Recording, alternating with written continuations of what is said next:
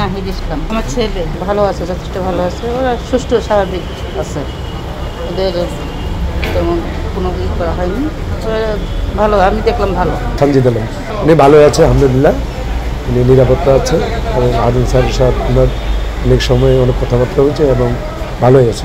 ওদেরকে কোনো প্রেশার দেওয়া কোনো প্রেশার হয় না, স্বেচ্ছায় খুব ভালো আছে। ওনারা সবই সরকার মানে নিচ্ছে, যার জন্য ওনারা সব জ্ঞানে ওনারা সব উদ্যোগ করছে। হঠাৎ করে তো এক জায়গায় যে তো আইনের একটা ধারা থাকে, আইনের গতিতে তো ওদেরকে দেখাবে। হঠাৎ করে একজন আইন দিয়ে হঠাৎ করে তো একটা দেখার রুল নেই, ওরা আইনের গতিতে ওনারা দেখাচ্ছে, উনি ভালো আছে, ওনারা সব ভালো আছে। আলহামদুলিল্লাহ আমার ছেলে ভালো আছে, ছেলে ভালো আছে। লোকে জিজ্ঞাসা করছি, তারপরে বলছে আমি ভালো আছি, এখানে কিচ্ছু করে নাই, আর আমাদেরকে কিছু করে নাই, আমাদের সাথে একসাথে খাওয়া দাওয়া করছে। এখন আমি আমার ছোট ভাই হাসনাত সে ফোন দিল যে ভাইয়া আপনি আসেন দেখেন, আমি আসি কথা বলছি, যে অনেক কিছু জিজ্ঞাসা করছি, বললো সব কিছু পজিটিভ, কোনো ধরনের কোনো এদের সাথে রাফ বিহেভ করা হয় নাই, যথেষ্ট পরিমাণে এরা স্যার হারুন স্যার এদের কাছে হারুন স্যারের ব্যাপারে অনেক পজিটিভ থেকে বলছে, কোনো সমস্যা হয় না বা করে। জিজ্ঞাসা করছি, সেটাও জিজ্ঞাসা করছি, এরা যা চাইছে তা পাইছে, এখন আর এদের নেক্সটে আর কোনো ধরনের এরা চিন্তা ভাবনা নাই। আচ্ছা, এখানে সমাপ্ত করছে। আপনারা জানেন এই সমন্বয়কারীকে ঘিরে অনেক গুজব চলছে এবং আমরাও তাদের পরিবারের সাথে কথা বলেছিলাম, তাদের পরিবার এবং তারা যে কথা বলা, সেখানেও তারা যখন ইনসিকিউরিটির কথা বলছিল যে আমরা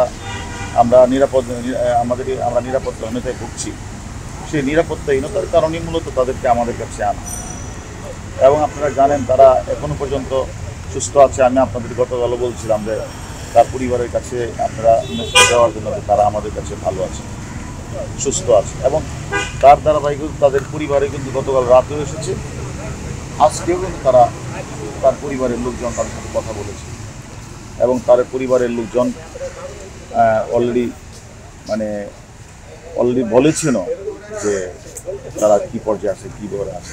আমি মনে করি যে আসলে রাষ্ট্রের আমরা একজন পুলিশ সদস্য কর্মরত হিসেবে আমরা মনে করি কোনো ব্যক্তি কেউ যদি আসলে ইনসিকিউর ফিল করে আমাদের কাছে সেই বিষয়টা আসে, আমাদের দায়িত্বের মধ্যেই পড়ে তাদেরকে বিষয়টা দেখভাল করা। আমরা সেই হিসেবে তাদের সিকিউরিটি পারপাসটার কারণেই আমরা মুক্ত তাদেরকে আমরা দেখভাল করছি এবং তারা অলরেডি কিন্তু তারা একটা বিবৃতিও তারা প্রদান করেছে যে তারা যে কোটাবিরোধী আন্দোলন এখন তারা এখান থেকে তারা এটাকে ঘোষণা করেছে যে তারা নাই, এই আন্দোলনে তারা নাই।